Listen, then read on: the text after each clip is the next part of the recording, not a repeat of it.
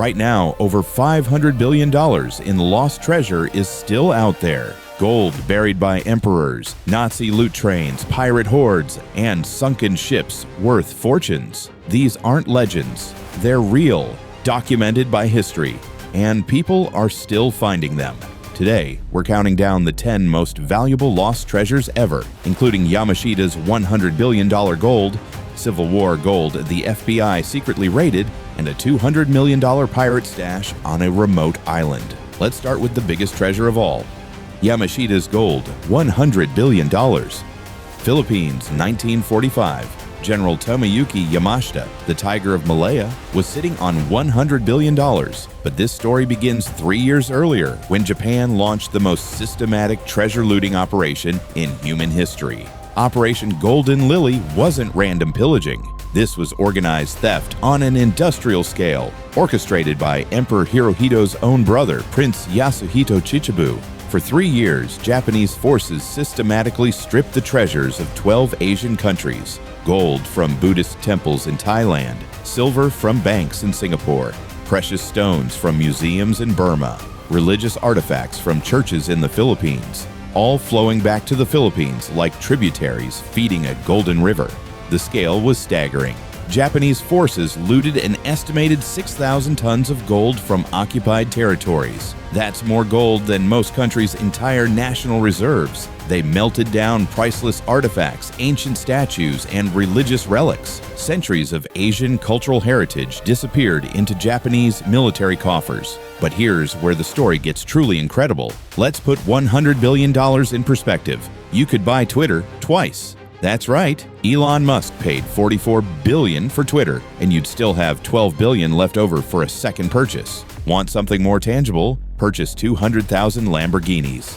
That's enough supercars to give every person in Salt Lake City their own Lambo. Prefer real estate?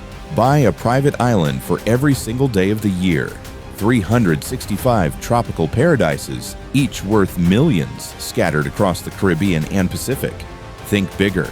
Fund NASA's entire annual budget for 5 years. Send humans to Mars, build space stations, explore the outer solar system, all with Yamashita's gold. That's the scale of treasure we're talking about, and it's buried somewhere in the Philippines. The operation to hide this fortune was as impressive as the looting itself. 175 underground tunnel complexes, some reaching depths of over 100 feet, scattered across the Philippine archipelago.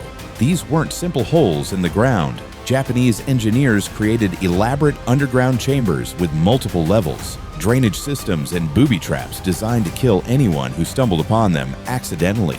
Allied prisoners of war and Filipino civilians were forced to dig these hiding places. According to survivor testimonies, the Japanese would work crews for months, constructing elaborate underground vaults. When the work was finished, many workers were sealed inside alive to protect the secret locations. Others were executed and their bodies used as markers, a gruesome but effective way to remember burial sites. When General Yamashita was captured in September 1945, he knew his situation was hopeless. Facing certain execution, Yamashita had one final card to play: the location of 175 treasure sites worth more than some nation's entire wealth. But Yamashita never played that card. On February 23, 1946, he was executed by hanging.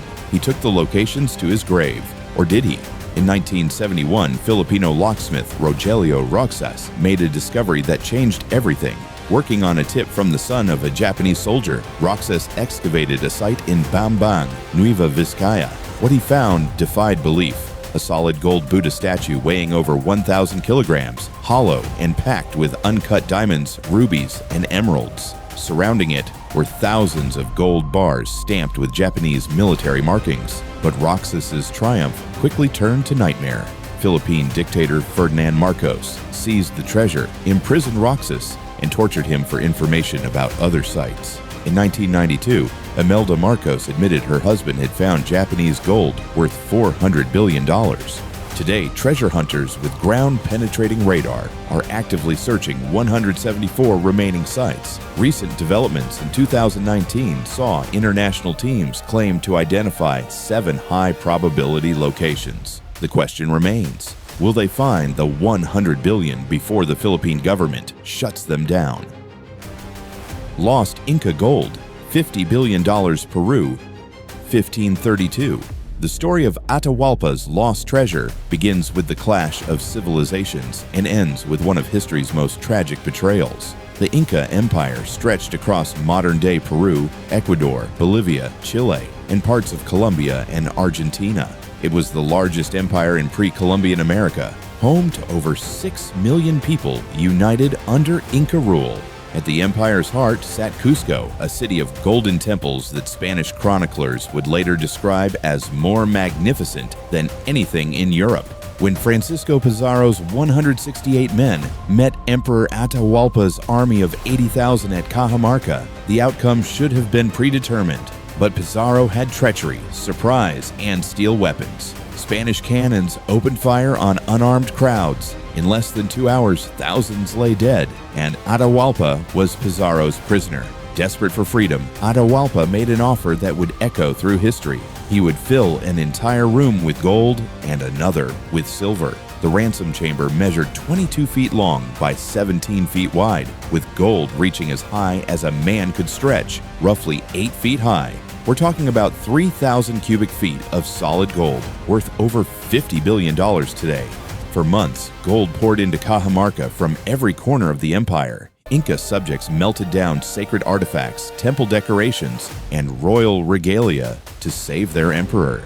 Spanish chroniclers recorded their amazement. Pedro Pizarro wrote about goldsmith shops where, every day, they brought me objects to see, pitchers, jars, vessels for drinking, and everything of the finest gold that could be seen. But Pizarro never intended to honor the deal. On July 26, 1533, despite receiving millions in ransom gold, he executed Atahualpa. The emperor was strangled after converting to Christianity to avoid being burned alive. Here's where legend takes over.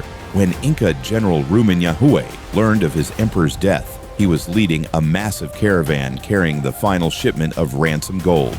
Hundreds of llamas carrying golden artifacts, plus thousands of human porters transporting silver and precious stones. Instead of delivering this treasure to the Spanish, Rumiñahui diverted the caravan into the remote Llanganates mountains of Ecuador. The Llanganates are a nightmare landscape of dense cloud forest, unpredictable weather, and terrain so treacherous that experienced guides regularly get lost. But they were also perfect for hiding $50 billion worth of treasure. For nearly 500 years, treasure hunters have died trying to find Atahualpa's gold. The most famous treasure map was left by dying Spanish soldier Valverde in 1886. Follow the river until you reach the sleeping giant. When the sun touches the giant's shoulder, look for the 3 peaks that form a crown. The treasure lies where the condor makes his nest. Poetic, but utterly useless for navigation. Modern expeditions use satellite imagery and ground-penetrating radar, finding evidence of human activity, but never the main treasure chamber. The Ecuadorian government strictly controls access, but some believe the treasure was already secretly recovered by military forces in 1969 when helicopters made mysterious trips to remote sections. Nazi gold train, $12 billion. April 1945. Nazi Germany is collapsing. Soviet forces approach Berlin. Allied armies advance from the west, and the Third Reich enters its final death throes. In this chaos, one of history's most valuable trains departed from Breslau and vanished without a trace. This train carried over 300 tons of stolen treasure, gold bars from occupied nations, artwork looted from European museums, jewelry seized from Holocaust victims, and Nazi Party treasures accumulated over 12 years. Conservative estimates put the cargo at $12 billion today. The train was part of Project Reese, Hitler's secret construction project in the Owl Mountains. This massive underground complex was designed as an alternative Nazi headquarters if Berlin fell. Construction began in 1943 using forced labor from concentration camps. Thousands died building miles of tunnels, underground factories, and ammunition storage facilities. The gold train entered this underground maze in the war's final weeks, but never emerged. SS officers sealed tunnel entrances with explosives, and within weeks, The area was under Soviet control. Any witnesses were dead or fled with retreating German forces. For 70 years, local Polish residents whispered about a ghost train and strange sounds from sealed tunnels. In 2015, Piotr Koper and Andreas Richter announced they'd located the Nazi gold train using ground-penetrating radar. Their readings showed a 100-meter metallic object buried beneath a railway embankment near Wałbrzych. Global media frenzy erupted. Polish authorities received over 3,000 treasure hunting applications worldwide, but official excavations in 2016 found absolutely nothing. The radar signatures were natural rock formations and wartime scrap metal. However, the story continues.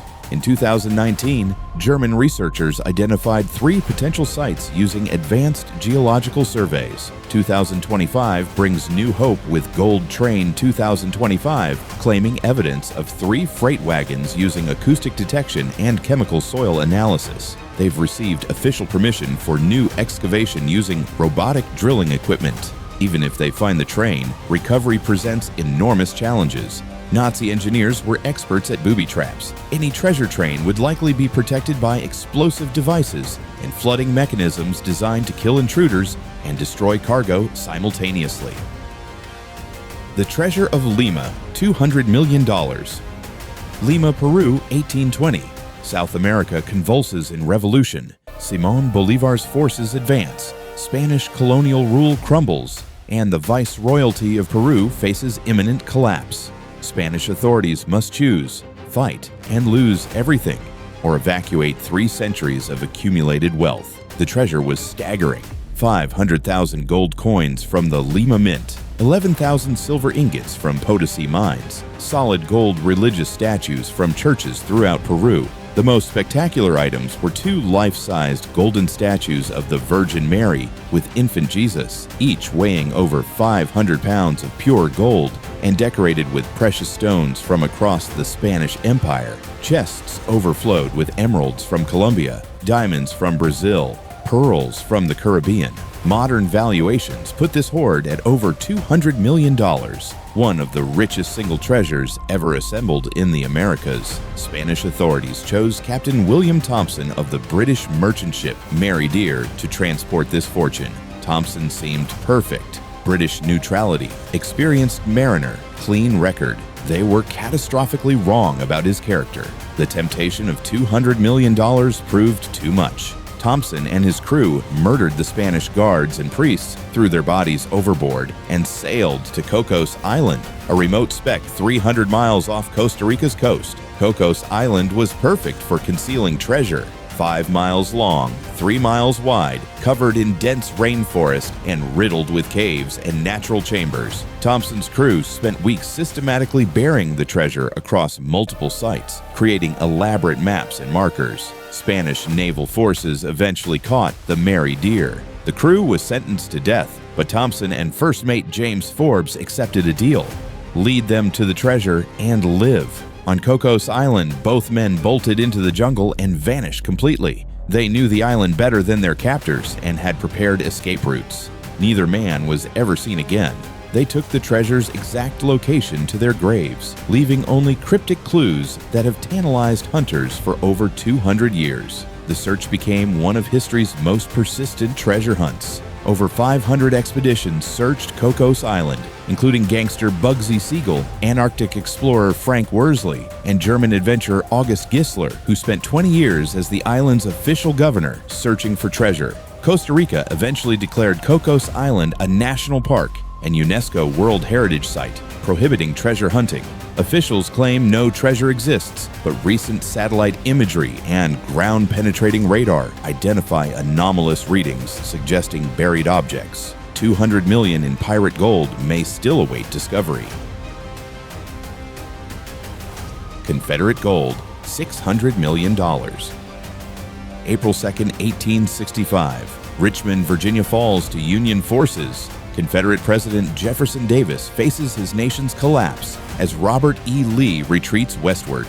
In the Confederate Treasury basement, officials agonize over the Confederacy's remaining wealth. $450,000 in government gold reserves plus $300,000 from Virginia banks and donated jewelry from Confederate supporters. But Richmond wasn't the only source. As Union forces advanced through Georgia, North Carolina, and South Carolina, individual banks, planters, and military units buried valuables across the southern countryside. Conservative estimates suggest over $600 million in gold and silver was hidden during the war's final months. Forces cut railway lines, and Confederate authority collapsed. Davis and officials traveled by wagon and horseback, abandoning heavier items along the route. The most documented loss occurred May 24, 1865, near Georgia's Chenot Plantation. Confederate deserters attacked a wagon train carrying $250,000 in bank reserves. The disorganized assault scattered gold and silver coins across miles of countryside.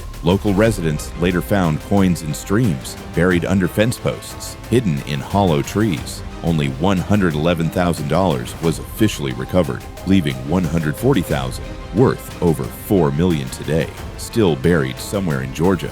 Similar incidents occurred across the South. In Alabama, Treasury agent James Semple buried $100,000 near Gainesville before being killed. In North Carolina, General Beauregard allegedly buried $200,000 in military payroll near Charlotte, but couldn't relocate the site post-war. The Confederate Gold mystery became active FBI investigation in 2018. Treasure hunter Dennis Parada claimed to have located a massive cache in Pennsylvania's Dense Run using sophisticated metal detection.